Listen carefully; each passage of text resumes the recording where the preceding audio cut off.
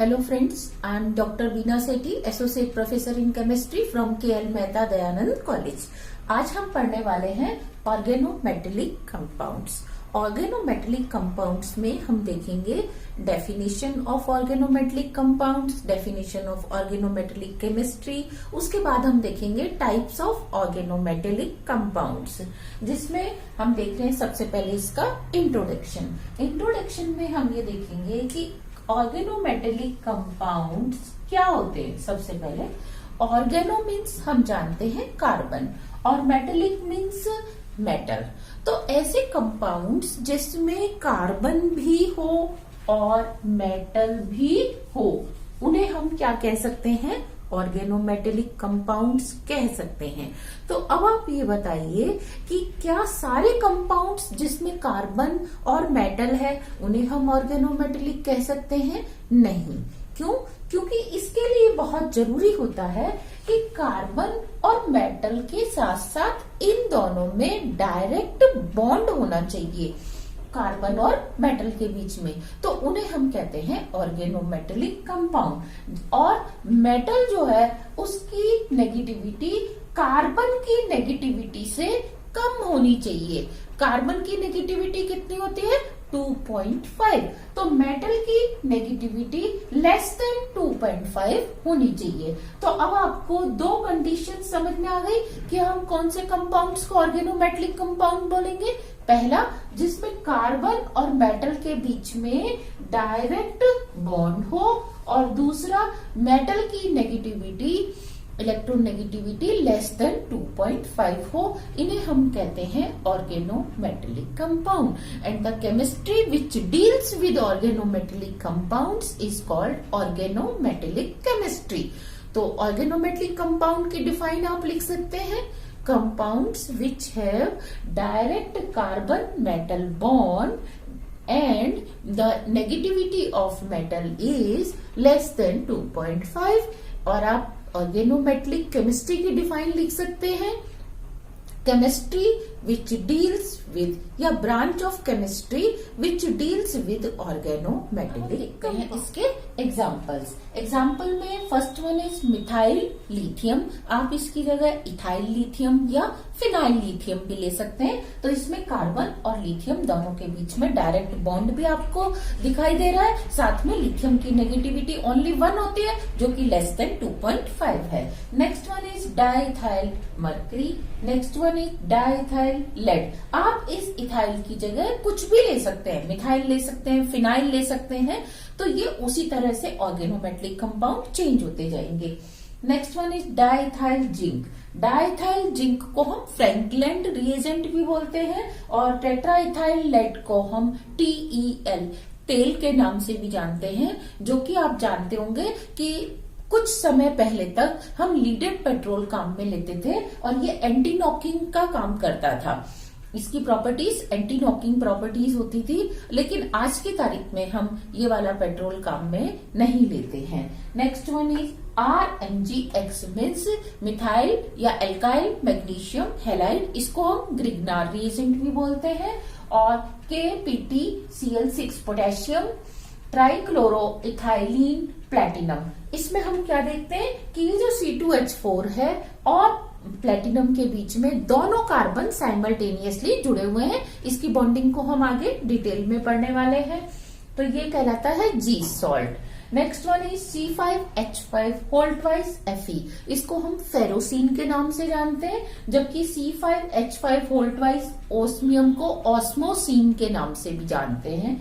यहाँ पे पांचों कार्बन एक साथ आयन से जुड़े होते हैं और इसमें पांचों कार्बन एक साथ ऑस्मियम से जुड़े हुए होते हैं। तो देखो, अभी हमने कुछ इंपॉर्टेंट एग्जांपल्स डिस्कस किए। इसके अलावा आप और भी कई मेटल्स के, जैसे कि एल्यूमिनियम है, कैल्शियम है, या और आप डी ब्लॉक एलिमेंट्स में से बहुत सारे एलिमेंट्स के ऑर्गेनोमेटेलिक कंपाउंड्स को देख सकते हैं। तो क्या सारे ऐसे कंपाउंड जिसमें मेटल और कार्बन के बीच में डायरेक्ट बॉन्ड है, उनको हम इस कैटेगरी में रख सकते हैं, या इसके भी कुछ एक्सेप्शंस होते हैं? तो ध्यान दीजिए, जैसे मेटल साइनाइड्स अब मेटल साइनाइड्स में कार्बन और मेटल के बीच में डायरेक्ट बॉन्ड है। साइनाइड में भी 1, 2, 3, it depends on the valency of metal.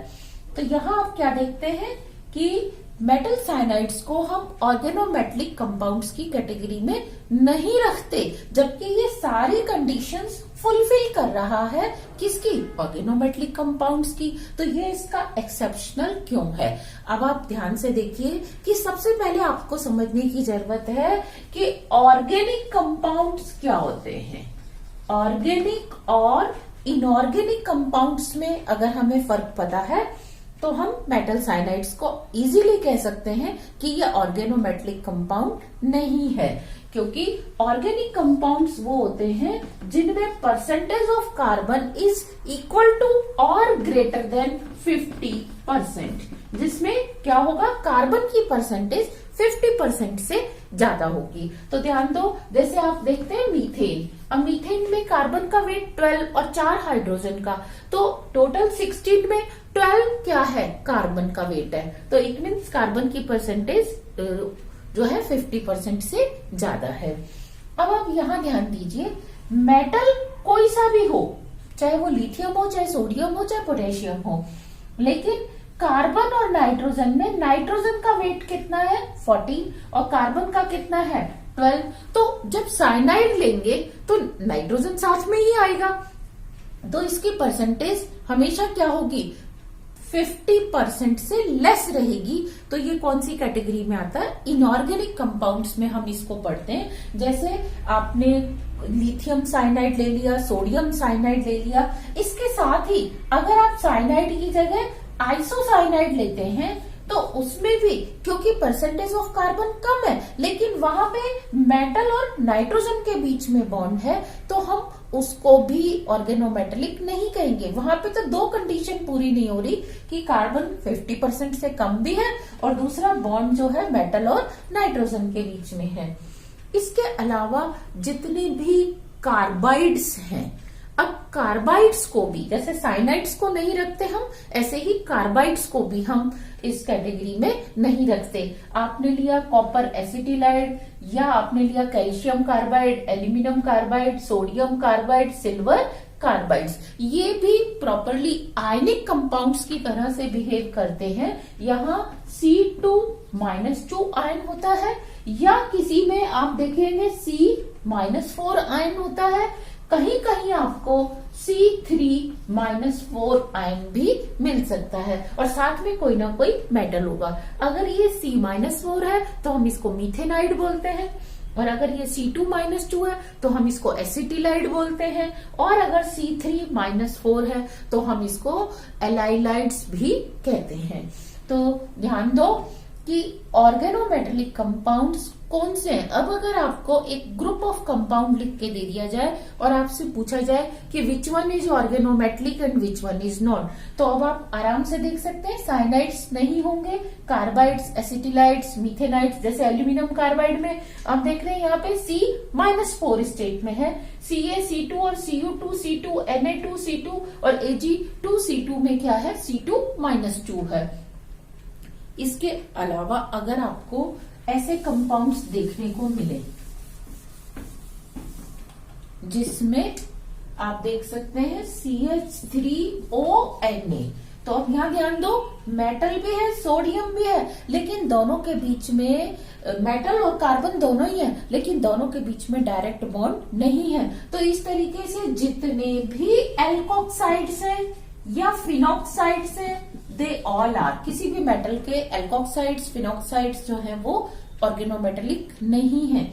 Similarly जितने भी एसिड डेरिवेटिव्स हैं, जैसे आपने सोडियम एसीटेट लिया, इसमें सोडियम और कार्बन के बीच में बॉन्ड जो है वो वाया ऑक्सीजन है, पहले ऑक्सीजन है फिर मेटल आता है। तो ये भी सारे जितने भी एसिड डेरिवेटिव के सॉल्ट हैं, इन्हें हम इस कैटेगरी में नहीं रखते। साथ में हम देखते हैं कीलेट्स, कीलेट्स कंपाउंड, जैसे आपने यहाँ मेटल ले लिया और इसका आपने किसी बाइडेंटेड लिगेंड से बॉन्ड बनवा दिया। यहाँ आप आर की वैल्यू कुछ भी ले सकते हैं। तो इसमें क्योंकि कार्बन मेटल से वाया ऑक्सीजन जुड़ा हुआ है तो हम इसको ऑर्गेनोमेटेलिक कंपाउंड नहीं कहते। इसके अलावा अगर हम कार्बोनाइल कंपाउंड्स को देखें जिसमें मेटल कार्बन से बॉन्ड बना रहा है, लेकिन कार्बन किससे जुड़ा हुआ है, पीछे ऑक्सीजन से जुड़ा हुआ है, तो कार्बोनाइल्स को हम ऑर्गेनोमेटेलिक कंपाउंड्स की कैटेगरी में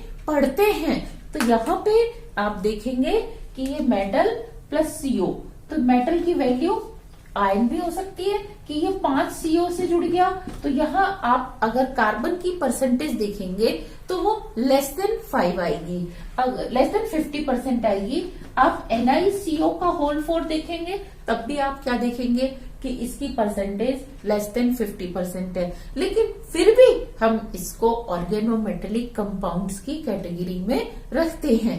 तो क्योंकि इसकी जो प्रॉपर्टीज हैं वो सारी ऑर्गेनोमेटेलिक कंपाउंड्स की तरह से होती है और इसकी बॉन्डिंग को भी हम ऑर्गेनोमेटेलिक कंपाउंड्स की तरह से पढ़ सकते हैं, जबकि साइनाइड्स और जो मिथेनाइड्स और कार्बाइड्स एलाइलाइड्स थे हम इनकी प्रॉपर्टीज को देखते हैं कि वो ऑर्गेनोमेटेलिक कंपाउंड से मैच नहीं करते, इसीलिए हम इनको इनऑर्गेनिक कंपाउंड्स की कैटेगरी में पढ़ते हैं, लेकिन कार्बोनाइल्स को हम ऑर्गेनोमेटेलिक कंपाउंड्स की कैटेगरी में पढ़ते हैं। Now we see types of organometallic compounds की ऑर्गेनोमेटेलिक कंपाउंड्स कितने टाइप के बनते हैं।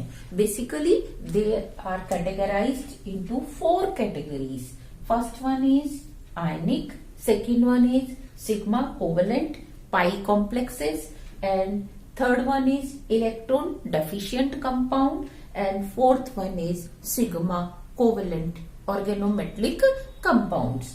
तो ध्यान दो इनमें क्या फर्क होता है, या हम पहले इसको पीरियोडिक टेबल में देख लेते हैं कि कौन से एलिमेंट्स पीरियोडिक टेबल के इस टाइप के कॉम्प्लेक्स या ऑर्गेनोमेटेलिक कंपाउंड्स बनाएंगे। तो ये आपकी एक पीरियोडिक टेबल का स्केच है जिसमें ये फर्स्ट ग्रुप है, first A, this one is second A, these R D block elements and these R P block elements.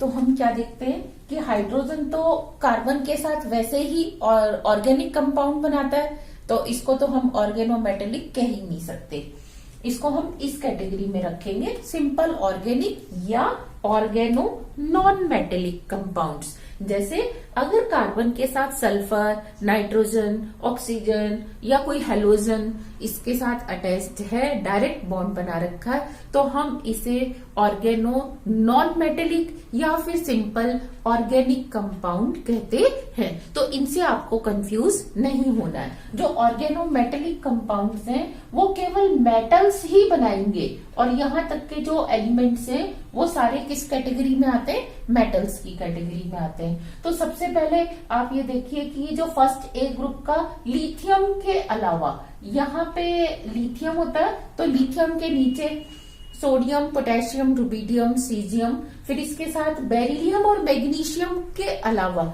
जितने भी हैं other than beryllium and magnesium, तो जो alkali and alkaline earth metals हैं ये बनाते हैं आयनिक कंपाउंड। नेक्स्ट हम देखते हैं इलेक्ट्रॉन डेफिशिएंट। इलेक्ट्रॉन डेफिशिएंट होते हैं ये जो लिथियम है, बेरिलियम है, मैग्नीशियम है, या फिर इधर बोरोन और एल्यूमिनियम, ये बनाते हैं इलेक्ट्रॉन डेफिशिएंट कंपाउंड। और कुछ कंपाउंड्स आप देखेंगे एल्यूमिनियम के जो नीचे वाले एलिमेंट्स हैं जैसे गैलियम, इंडियम, थैलियम, ये भी कुछ कंपाउंड्स बनाते हैं। इनमें आप देखेंगे कि जो इनकी बॉन्डिंग है उसको आप ना तो आयनिक से एक्सप्लेन कर पाएंगे, ना ही आप उसको कोवेलेंट से एक्सप्लेन कर पाएंगे, क्योंकि इनके ऊपर चार्ज डेंसिटी ज्यादा है। अगर आप थोड़ा सा ध्यान दें तो लिथियम क्योंकि सबसे छोटा है, कैटायन +1 चार्ज है, तो सबसे छोटा साइज होने से चार्ज डेंसिटी ज्यादा है। सिमिलरली बेरिलियम और मैग्नीशियम पे +2 चार्ज है और साइज इनका छोटा है, तो इसीलिए इनकी जो डेंसिटी है, चार्ज डेंसिटी, वो भी ज्यादा है।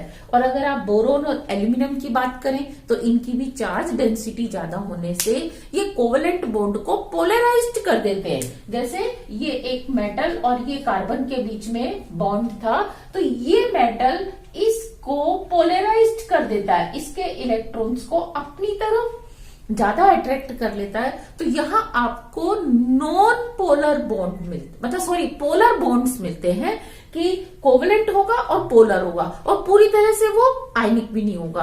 और अगर आप इसको 2 सेंटर 2 इलेक्ट्रॉन वाले बॉन्ड थ्योरी से एक्सप्लेन करने की कोशिश करेंगे तो आप क्या देखेंगे कि इनका ऑक्टेट कभी भी कंप्लीट नहीं होगा, इनमें ऑक्टेट इनकम्प्लीट रह जाएगा। मीन्स मेटल के बाहर या तो 4 इलेक्ट्रॉन ही होंगे या 2 होंगे या 6 होंगे, लेकिन 8 इलेक्ट्रॉन्स नहीं होंगे। तो ये जो 5 एलिमेंट्स हैं ये generally electron deficient organometallic compounds बनाते हैं।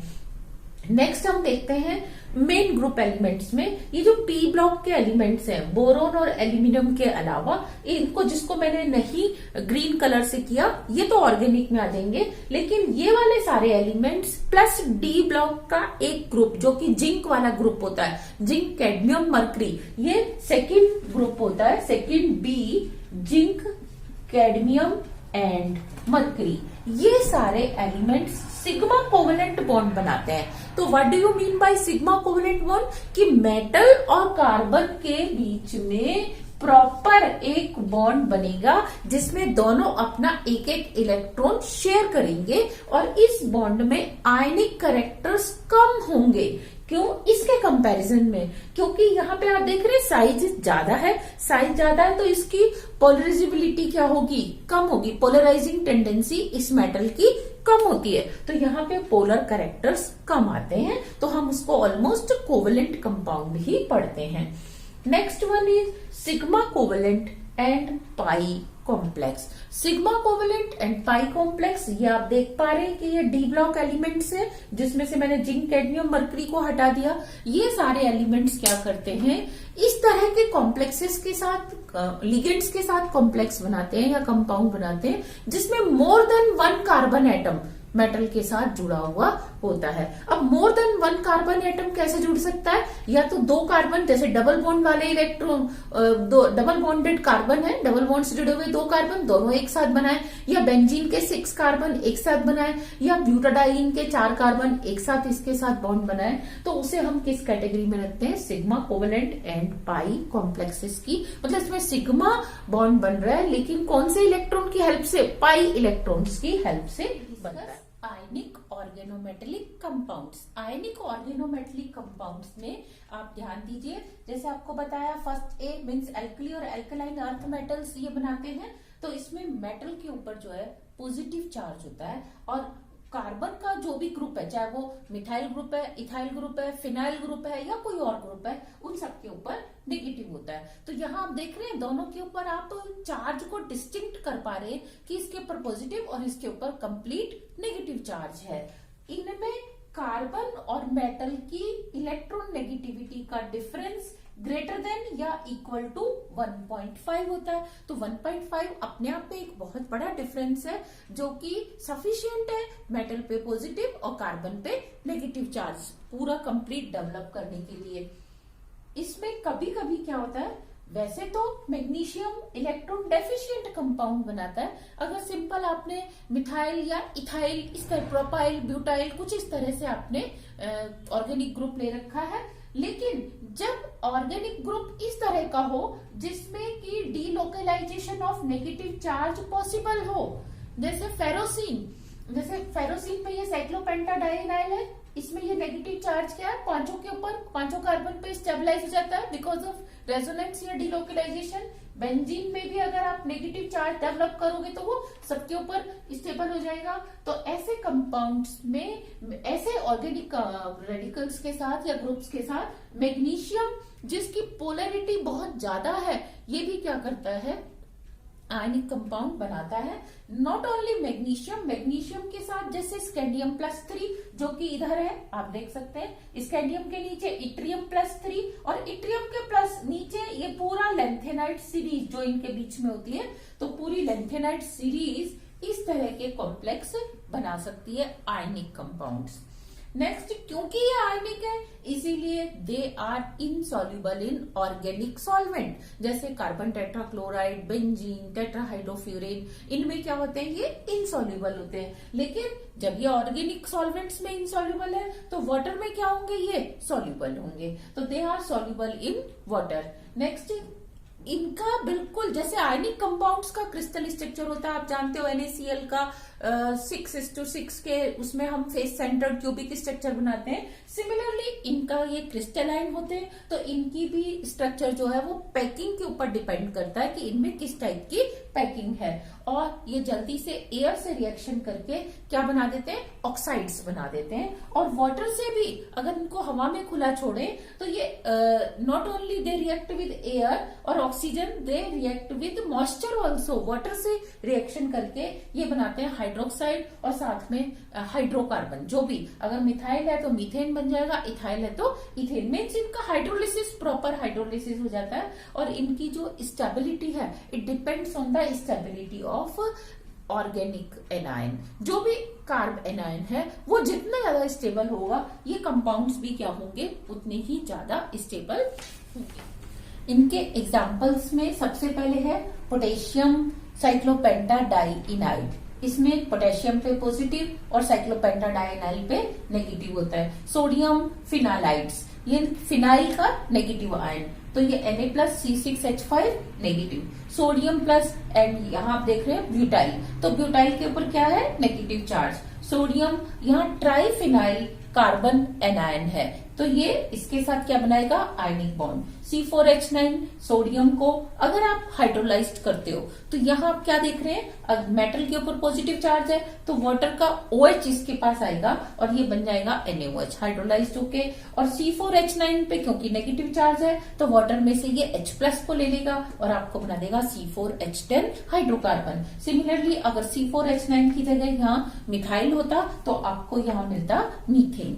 जिस तरीके से आपने ये देखा कि आयनिक कंपाउंड्स बनाते हैं, सेम वे में आपको मैंने बताया था कि मैग्नीशियम भी अगर एनायन में नेगेटिव चार्ज डीलोकेलाइज्ड हो सकता है तो वो आयनिक कंपाउंड बनाता है। स्कैंडियम, इट्रियम, लैंथेनम भी बनाता है। इसी तरीके से अगर नेगेटिव चार्ज स्टेबलाइज हो सकता है तो कभी कभी ये जो फर्स्ट सीरीज वाले डी ब्लॉक एलिमेंट्स हैं, मैग्नीज है, आयन है, ये सब भी क्या करते हैं, आयनिक कंपाउंड बनाते हैं। ओनली देन जब नेगेटिव आयन के ऊपर क्या हो, नेगेटिव चार्ज जो है वो एक से ज्यादा कार्बन के ऊपर डीलोकेलाइज हो सकता हो। ये मैंने आपको साइक्लोपेंटाडाइइनाइल बताया था। इसी तरीके से अगर ये फिनाइल का आपने नेगेटिव आयन बना। Next category is sigma covalent compounds. Sigma covalent compounds में मेटल और कार्बन के बीच में जो बॉन्ड होगा उसे आप 2 इलेक्ट्रॉन 2 सेंटर मीन्स दोनों के एक एक इलेक्ट्रॉन की शेयरिंग वाले बॉन्ड से sigma bond, simple covalent bond से आप उसको एक्सप्लेन कर सकते हो। और ये कंपाउंड्स बनाए जाते हैं या तो सेकंड बी ग्रुप जो कि जिंक ग्रुप है, या फिर थर्ड, फोर्थ, फिफ्थ ग्रुप के एलिमेंट्स के द्वारा। Zinc, cadmium, mercury third group, fourth group और फिफ्थ ग्रुप, ये जनरली मेन ग्रुप एलिमेंट्स भी कहलाते हैं या रिप्रेजेंटेटिव एलिमेंट्स भी कहलाते हैं। इसमें जो सबसे पहले और कॉमन एग्जांपल देखते हैं वो टेट्राइथाइल लेड, जो कि एक कॉमन एडिटिव हुआ करता था कभी पेट्रोल के अंदर। Similarly tetramethyl silicon, tetramethyl aluminium, trimethyl tin chloride, diphenyl zinc, trimethyl cadmium, trimethyl dimethyl mercury. ये कुछ एग्जांपल्स हैं। अब इसमें आप ध्यान से देखिए कि मेटल और कार्बन के बीच में जो नेगेटिविटी का डिफरेंस है वो कम है, 1.5 से कम है। तो ये जो इलेक्ट्रॉन पेयर है ये लगभग दोनों के बीच में ही रहेगा, लेकिन थोड़ा सा क्योंकि कार्बन की ज्यादा ही होगी मेटल से तो इसके ऊपर पार्शियल नेगेटिव और इसके ऊपर पार्शियल पॉजिटिव आएगा। तो जो फैक्टर इस नेगेटिव को स्टेबलाइज कर सकता है, कैसे कि इलेक्ट्रॉन को पीछे विड्रॉ करके। तो अगर कोई इलेक्ट्रॉन विड्रॉइंग ग्रुप R में जुड़ा हुआ है तो वो वाला कॉम्प्लेक्स या कंपाउंड ज्यादा स्टेबल होता है इन कंपैरिजन टू जिसमें वो इलेक्ट्रॉन विड्रॉइंग ग्रुप नहीं है। जैसे हम बात करें, हमने ले लिया किसी भी मेटल के साथ CF3 होल्ड वाइज, तो ये ज्यादा स्टेबल होगा इन कंपैरिजन टू MCH3 होल्ड वाइज से, जिसमें कि फ्लोरीन या इलेक्ट्रॉन विड्रॉइंग ग्रुप नहीं है। इसी तरीके से अगर आप लेते हैं MC6H5 होल्ड वाइज तो ये कम स्टेबल होगा, और MC6F5 ये ज्यादा स्टेबल होगा, क्योंकि इलेक्ट्रॉन विड्रॉइंग ग्रुप इस नेगेटिव चार्ज को विड्रॉ करके स्टेबलाइज कर देता है। तो ये थे सिग्मा कोवेलेंट या सिंपल कोवेलेंट कंपाउंड्स। तो अब आप इसमें क्योंकि सिग्मा बॉन्ड या कोवेलेंट बॉन्ड का इमेजिनेशन कर रहे हैं, तो इसीलिए ये वाले कंपाउंड्स वाटर में सॉल्युबल नहीं होंगे, बल्कि किसमें सॉल्युबल होंगे? ऑर्गेनिक सॉल्वेंट्स में, जैसे benzene, tetrahydrofuran, carbon tetrachloride, chloroform, ether, alcohols, acetone, इनमें ये वाले कंपाउंड्स ज्यादा सॉल्युबल होंगे। और क्योंकि ये ऑर्गेनिक है, तो organic compounds volatile in nature होते हैं, ना कि क्रिस्टलाइन होते हैं। तो जो आयनिक कंपाउंड्स होते हैं वो नॉन वोलेटाइल होते हैं, जबकि ये वाले कंपाउंड कैसे होते हैं? वोलेटाइल इन नेचर होते हैं। Next category of organometallic compounds is electron deficient organometallic compounds. इसको आप सिंपल 2E2C बॉन्ड की थ्योरी वाली एक्सप्लेनेशन से नहीं समझा सकते। इसमें क्या होगा?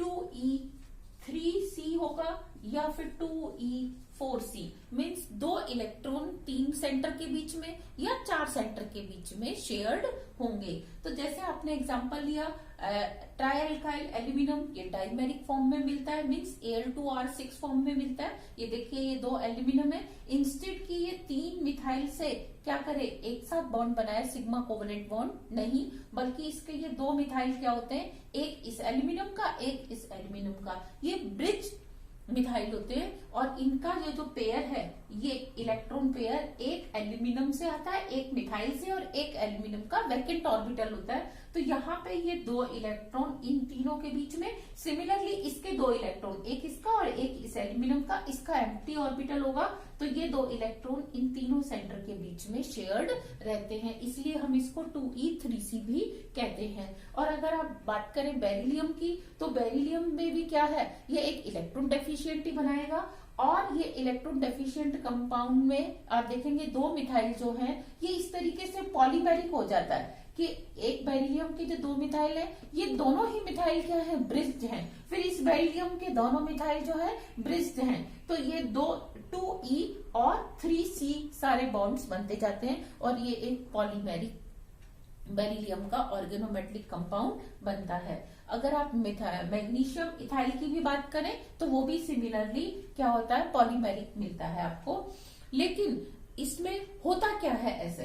ये देखिए, पहले अगर आप इसको आयनिक कंसीडर करते हैं कि एल्यूमिनियम के ऊपर पॉजिटिव या बेरिलियम के ऊपर पॉजिटिव और मिथाइल के ऊपर negative charge, complete positive and complete negative charge. तो यहाँ ये मेटल आयन, मैंने आपको बताया इनकी पोलराइजिंग टेंडेंसी ज्यादा है, ये कार्बन को पोलराइज करते हैं, उसमें से इलेक्ट्रॉन को वापस विड्रॉ करते हैं, बैक करते हैं। तो जिससे ये वाला बॉन्ड, आयनिक बॉन्ड, ट्रांसफॉर्म हो जाता है किसमें? कोवेलेंट बॉन्ड में।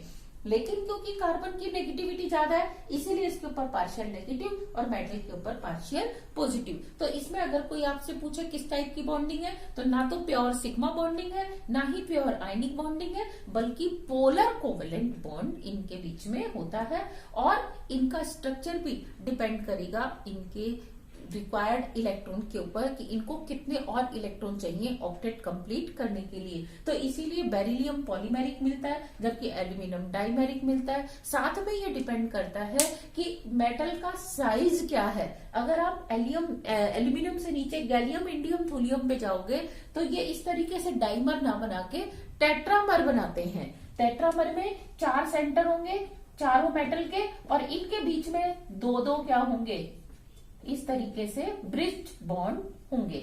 नेक्स्ट, अगर हम लिथियम की बात करें, तो लिथियम भी क्या है? साइज छोटा है, +1 चार्ज है, और साइज छोटा होने के कारण ही चार्ज डेंसिटी ज्यादा है। तो इसमें इस तरह से क्यूबिक स्ट्रक्चर बनता है। इस क्यूबिक स्ट्रक्चर में आप ध्यान दो, 4 लिथियम क्यूब के अल्टरनेट कॉर्नर्स पे हैं। एक लिथियम फिर इस कॉर्नर पे नहीं है, नेक्स्ट कॉर्नर पे है, फिर इस कॉर्नर पे नहीं है, इस कॉर्नर पे है, और इस कॉर्नर पे नहीं है, इसके नेक्स्ट कॉर्नर पे। तो अल्टरनेट 4 कॉर्नर पे लिथियम और अल्टरनेट 4 कॉर्नर पे मिथाइल आयन होते हैं। और ये मिथाइल आयन ध्यान दो कि इसने इस वाले लिथियम के साथ भी बॉन्ड बना रखा है, इसने इस लिथियम के साथ भी बॉन्ड बना रखा है, और इस लिथियम के साथ भी, और नीचे वाले लिथियम के साथ भी। तो यहाँ मैंने क्योंकि क्यूब बनाया तो मैंने सारी लाइंस डार्क दिखा दी। एक्चुअली इसके दो लिथियम के साथ बॉन्ड कौन से होते हैं, जिसे आप कह सकते हो कि जिसमें इसने इलेक्ट्रॉन पार्टिसिपेट नहीं किया, और दो में क्या होता है, ये अपना हाफ हाफ इलेक्ट्रॉन या एक बार इधर रेजोनेटिंग करके इलेक्ट्रॉन देता है। तो ये दो के साथ इस बॉन्ड से और दो के साथ डार्क लाइन वाले बॉन्ड से जुड़ा होता है। सिमिलरली ऑल लिथियम जो है दो मिथाइल के साथ डार्क लाइन वाले बॉन्ड से और दो मिथाइल के साथ वो डॉटेड लाइन से, और इनमें आपस में क्या होता रहता है, रेजोनेंस। कभी ये वाला बॉन्ड उसमें और दूसरा वाला बॉन्ड पहले वाले बॉन्ड में कन्वर्ट होता। Last category of organometallic compounds is sigma covalent pi complexes. Sigma covalent pi complexes generally transition metals बनाते हैं। ये जो मैंने आपको बीच में पर्पल कलर से दिखाया है, ये सारे एलिमेंट्स इस तरह के कॉम्प्लेक्स बनाते हैं, और इसके बनने के पीछे रीजन क्या होता है, symmetric property of D block. D orbitals, जो डी ऑर्बिटल्स हैं मेटल के पास, उसमें आप देखेंगे dxy इधर है तो dyz कहाँ होगा, इधर होगा। तो इनको ऑलमोस्ट हर डायरेक्शन में कोई ना कोई डी ऑर्बिटल लिगेंड को मिल जाता है, और इसमें जनरली वो वाले लिगेंड काम में आते हैं जिनके पास पाई बॉन्ड होता है। तो यहाँ देखिए, ये इथाइलिन के पास दो इलेक्ट्रॉन है, दो कार्बन के बीच में, दो इलेक्ट्रॉन पाई के हैं, दो इलेक्ट्रॉन सिग्मा के हैं। तो जो सिग्मा बॉन्ड वाले हैं वो पार्टिसिपेट नहीं करते, लेकिन जो पाई बॉन्ड वाले दो इलेक्ट्रॉन हैं जो कि इन दोनों के बीच में शेयर्ड हैं, ये दोनों इसके साथ भी बॉन्ड बना लेते हैं। सिमिलरली अगर आप एलाइल ग्रुप लेते हो तो ये जो दो इलेक्ट्रॉन है एलाइल ग्रुप के पास, ये इससे बॉन्ड बना लेते हैं। साइक्लोब्यूटाडाइन की बात करते हो तो यहाँ चारों कार्बन, ये वाला कार्बन भी, ये कार्बन भी, ये कार्बन भी इसके साथ बॉन्ड बना लेता है। और फेरोसीन में जैसे 5 कार्बन वाला हम साइक्लोपेंटाडाइनाइल आयन लेते हैं, इसी तरीके से यहाँ पे मेटल जो है वो 5 कार्बन के साथ एक साथ बॉन्ड बनाता है, और बेंजीन में 6 पाई इलेक्ट्रॉन होते हैं, तो ये 6 की 6 इसके साथ एक साथ बॉन्ड बनाते हैं। और इस तरह से जो कंपाउंड्स बनते हैं उन्हें हम जनरली सैंडविच कंपाउंड्स भी कहते हैं। जैसे आप फेरोसीन का एग्जांपल देखते हो तो उसमें ये एक साइक्लोपेंटाडाइनाइल रिंग होती है, ये दूसरी साइक्लोपेंटाडाइनाइल रिंग, दोनों के ऊपर नेगेटिव चार्ज होता है, और बीच में Fe+2 10 कार्बन के साथ बॉन्ड बनाता है। देखो इसके साथ भी बनाएगा, इन 5 के साथ, और सिमिलरली इन 5 के साथ भी बनाएगा। और ये सैंडविच कॉम्प्लेक्सेस कहलाते हैं, क्योंकि दोनों जो साइक्लोपेंटाडाइनाइल आयन है ये ऊपर और नीचे होते हैं, और बीच में इनमें आयन, मेटल आयन जो है ट्रैप्ड हो जाता है, तो इसलिए हम इनको सैंडविच कॉम्प्लेक्सेस भी कहते हैं। सिमिलरली अगर हम डाइक्रोमियम बेंजीन का स्ट्रक्चर देखें तो वो भी इसी तरीके से होता है कि दो बेंजीन के बीच में एक क्रोमियम +3 ट्रैप्ड हो जाता है, और ये 12 कार्बन के साथ एक साथ बॉन्ड बनाता है। 6 के साथ नीचे और 6 कार्बन के साथ ऊपर बनाता है, और क्योंकि इन दोनों पे -1 चार्ज है तो ओवरऑल इसके ऊपर एक +1 चार्ज बच जाता है, क्योंकि ये +3 होता है और ये दोनों -1।